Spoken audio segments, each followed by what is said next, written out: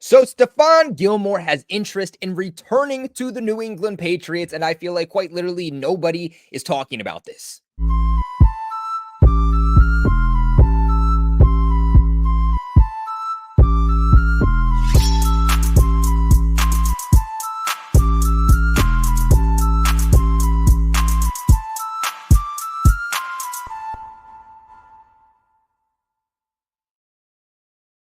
Now, free agency for the Patriots has had Patriots fans in a multitude of different emotions. Either you're on the spectrum of, you know what, this was a better free agency class and just a free agency in general for the Patriots and is being given credit for, or you're on the complete other side where you're saying this is the worst and most disappointing offseason it could have possibly been. Now, look, at this point, free agency for 2024 is pretty much over. We will still get that second wave of free agency, probably at some point this week or at some point next week. But for the most part, the big signings, the big moves, the big game-changing guys, those guys are off the market. Probably the biggest name, or at least one of the biggest names at this point that is still on the market, is going to be cornerback Stephon Gilmore. And he said, and I quote, this is coming from Karen Gurrigan from Mass Live to Patriots columnist. She said, and I quote, Stephon Gilmore is open to all options as he maneuvers free agency, and that includes another go-around with the Patriots. So Gilmore is open to returning to New England, but from what was reported, his main interest, his main priority would be staying with the Dallas Cowboys in where he played this past season in 2023. At the end of the day, though, he is still a free agent. It doesn't sound like the Cowboys are necessarily aggressive in pursuing to try to re-sign him. New England has over $50 million still in cap space. Maybe they can swing in and land Stephon Gilmore. Now, one thing is that Stephon Gilmore, he's 33 years old, so he's not getting younger. I think the biggest question is going to come down to, what is this new Patriots philosophy? Because if they don't really want to bring in these one-year-old players and they just say, you know what, we want to play the young guys, we want to develop guys for the future, then Stephon Gilmore probably isn't in the cards for the Patriots. But if they're okay with kind of pushing it down the road a little bit and saying we need an insurance policy on this defense that is going to have to be really near perfect if the Patriots want to compete, believe it or not, for a playoff spot for this upcoming 2020. I would say that for the most part, the Patriots' defensive line is pretty much solidified. You know, you have to restructure the deal for Matthew Judon, but other than that, your defensive line is pretty much fine.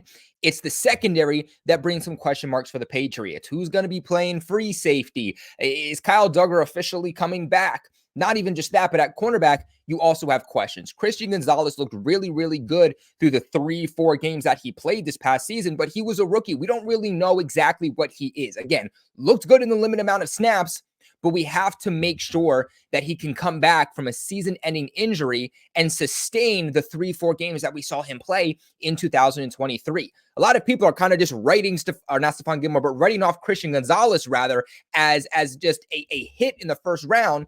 But to me, I'm personally stepping back and saying this 2024 season is kind of a rookie season for Christian Gonzalez because we haven't seen him string together enough consistent games to be able to say that that was a hit for the Patriots. And really outside of Christian Gonzalez, who would be the Patriots' number one cornerback, you have Jonathan Jones, who has over a $10 million cap hit this upcoming season. He's dealt with injuries out of the wazoo. I don't think he's someone you necessarily can rely on and consistently rely on. He's also, 5'10". He's a guy that ideally you want playing in the slot. You want him playing inside and not as your outside perimeter cornerback. And then you have Marcus Jones too. Marcus Jones is going to be coming back from a season-ending injury too, and he's probably not someone that the Patriots are going to view as a full-time starter in the backfield for the Patriots. I mean, really, other than Jonathan Jones, who is going to consistently come in and be that number 2 outside perimeter corner other than Christian Gonzalez? Who is the guy that you're confident in playing that role? Because I don't think there's anyone on this roster you should be confident playing that role. There's a lot of guys that have the potential to be a good starting cornerback here that maybe could work their way up into being a second cornerback on this depth chart. Guys like Alex Austin, guys like Shaun Wade, guys who actually bring height to that outside perimeter position that Jonathan Jones and Marcus Jones don't really bring. but those guys aren't solidified. We haven't seen enough from those guys. I would say that Alex Austin at this point probably has a better shot at taking that role than Shaun Wade, because I think at this point we know what Shaun Wade is going to be. You sign Stephon Gilmore, and for at least 1 year, it pushes down the line for you to be able to find that number 2 cornerback outside of Christian Gonzalez. And even for Christian Gonzalez, it gives you that guy that if Gonzalez comes back a little bit slow, he needs to take some time to develop, then you have Gilmore who can still slide in to being that number 1 guy for you. Let's also not forget that the Patriots are the reason that Stephon Gilmore turned his career around. Before he signed that big, massive deal with the Patriots back in free agency in 2017, there were question marks on, what kind of cornerback he was. Is he a true number 1 guy, or is he too inconsistent to even be in the league? The Patriots turned him into a defensive player of the year, not just candidate, but a defensive player of the year winner. They turned him into the best cornerback in the entire National Football League. I think that this would also be very beneficial for the Patriots down the line, and not just for the 2024 season. Why? Because Christian Gonzalez and Stephon Gilmore play a very, very similar game. In fact, it's really interesting that Christian Gonzalez models his game after Stephon Gilmore. What better way for him to develop his game than to every single day learn from his mentor? Now, last year with the Cowboys, Gilmore was kind of asked to still be that number 1 cornerback for the Dallas Cowboys defense, because you have somebody like Trayvon Diggs, who's a very good cornerback, but he's kind of like a J.C. Jackson, right? Like, he's going to be a ball hawk. He's going to be a guy that's going to give up some big plays. He's not necessarily consistent, but he's going to get a lot of turnovers for you. Dallas wanted a guy who's going to be able to be shut down. And while Gilmore's not as shut down as maybe he once was, he's still more shut down than anybody on the Dallas Cowboys' current secondary. He also was able to step in big time when Trayvon Diggs did go down and miss really the entire season, but also was able to mentor Deron Bland, who ended up being a Defensive Player of the Year candidate. Gilmore is also still putting up pretty good numbers this past year with the Dallas Cowboys. He put up 68 total tackles, 13 passes defended, and 2 interceptions. I also think that it would be a very similar situation that he'd be going to if he did transition from Dallas to New England, because you look at Dallas and they really pride themselves on their ability to get to the quarterback, their pass rush, which really helps the secondary, helps guys, and helped guys like Stephon Gilmore, to where they only had to cover for maybe 1, 2, 2.5 seconds rather than having to cover for 4, 5 seconds. And that's the same thing here. New England is going to try to be aggressive defensively this upcoming season, and they're going to pride themselves more on their defensive line rather than their secondary, which would make Stephon Gilmore's job a little bit. The great thing about Stephon Gilmore, too, is that he is still playing at a high level. And you can't just say, well, it's because of the situation that he goes to that he's so good. Since leaving New England the past 3 seasons, he's played with a different team every single year. He originally left the Patriots, and he goes to play for Carolina. After Carolina, goes to Indy, plays with the Colts. Then this past year, like I said, goes and plays with the Dallas Cowboys, and every single year was still performing at a high level. Now, in 2021, with the Carolina Panthers, he still put up an overall PFF grade of 77.1, a run defensive grade of 68.1, and a coverage grade of 79.4. Then in 2022, with the Indianapolis Colts, he put an overall grade of 79.1, a run defensive grade of 65.6, and a coverage grade of 81.1.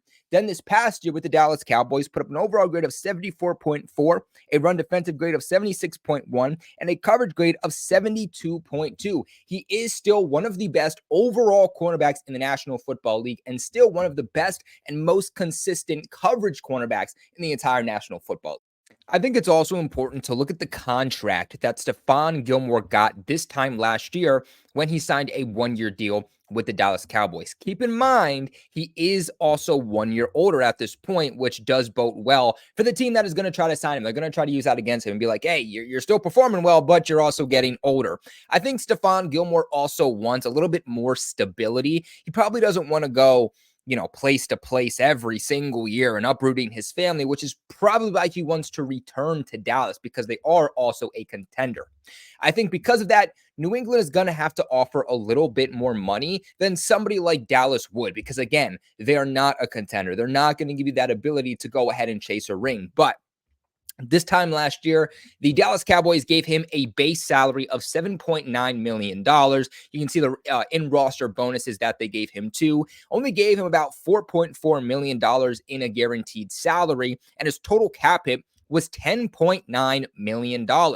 Interestingly enough, the Patriots still rank second in the NFL in available cap space with about 53. The only team ahead of them is the Commanders with 56. The Cowboys don't have a whole lot left to spend in cap space, and keep in mind, they still will have to sign their upcoming draft class. Dallas only has about $7.7 million left in cap space. So if the Patriots could throw a bag at Gilmore, we know that he's a guy that's always kind of, chosen money rather than a ring. He won a ring already. He's been to the Super Bowl multiple times before with the Patriots. So I think at this point, back end of his career, he's going to try to go where he's going to make the most money, and that could be in New England. What I would offer him is something pretty similar to what he got this past year with the Cowboys. I would say you're probably going to have to up the offer a little bit more. Maybe you offer him, $10 to $12 million. I wouldn't be against that at all. Again, the Patriots still have over $50 million. Okay. 1 year, 10 to 12 million for a guy like Gilmore who's still playing at a high level is not a bad contract at all. And maybe give him, $5-6 million guaranteed, because you know that the Dallas Cowboys are not going to offer that. It's definitely going to be interesting because the new philosophy here in New England is taking care of your players, taking care of the guys that have performed well for you. And while Stephon Gilmore hasn't been here in the last few years, he was still here when someone like Gerard Mayo did come in to coach the Patriots. So do they kind of look back at what Gilmore once did and say, you know what, you did a lot for us, you're still playing at a high level, we're going to only sign you to a 1-year deal, but we want to have you back and we're still going to treat you well? Or do they say, you know what, new year, new us. You weren't here last year, not our problem. So what do you guys think about this whole Stephon Gilmore situation? He's interested in coming back. Are you guys interested in having him, though? And for what number? Let me know in the comment section below. Remember to leave a big like on this video. And, of course, subscribe to the channel for all of your New England Patriots news. I appreciate you guys so much for watching. And, of course, never forget,